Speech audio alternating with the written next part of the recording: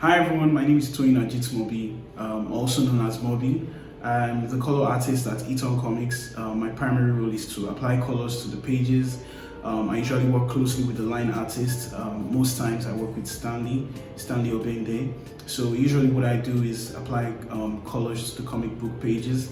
And so today I'm going to be showing you guys how I usually get this done. We're working on a page from an upcoming book by Etan called Zufan number 2.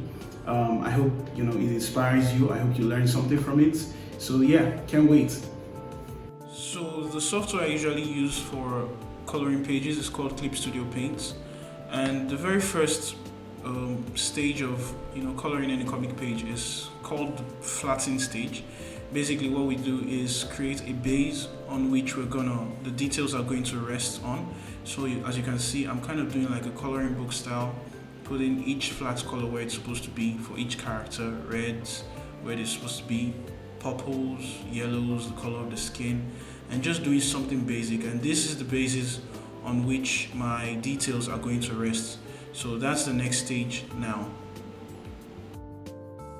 So now I'm going to start working on the details. So usually I like to detail the background first, but for this first panel I just worked on the face since that was all that was in the first panel. But you'll see subsequently in the next few videos that the next few panels that I just worked on the background first.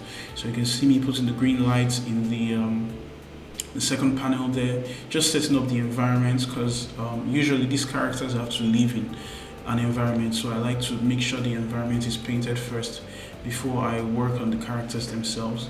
So I'm trying to get some materials down there, the floor, making the floor reflective, just making sure the light reflects on the floor there. The fourth panel is kind of like an outdoor space scene where some stuff is happening on a meteor. Sorry, not a meteor, I think it's an asteroid. So I don't want to give away too much of what's going on in the comic book. So yeah, you can see I'm working on the characters now, detailing the characters and making sure I make them more recognizable, distinguishable. So yeah, basically, and it's easier now, especially because I have worked on the environment, so I know the colors that the characters should have. So as you can see in the last panel, it's the same old principle. I'm working on the environment first. I want to make sure I set up what the atmosphere will feel like. It's supposed to be a big scene, so I want it to feel massive. So I'm putting all the flares. I'm fading out some lines a bit and just making it feel like there's an atmosphere. So I'm working on the characters now and basically trying to make them pop out. So that's why I make them very, very dark.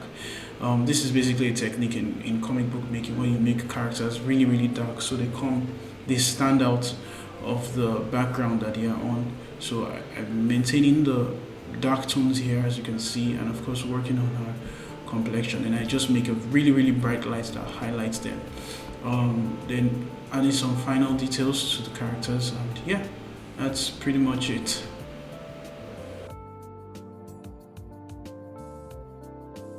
My biggest advice for anyone that wants to get good at art, get into the art space generally, is to focus on being as valuable as you can. That is, just focus on being as skilled as you can. It really helps when you can tell your stories. You can help other people tell their stories, and you don't have to worry about your skill. For me personally, that's been one of the major things that makes this thing fun. Is that I spend a lot of time improving my skills so that it doesn't get in the way when I have to tell stories or join teams that have to tell stories. So that's really it. Get really good. Work on your fundamentals. It gets boring at times, but it's fun eventually when you can actually tell the stories you want to tell with your art. So yeah, thanks a lot.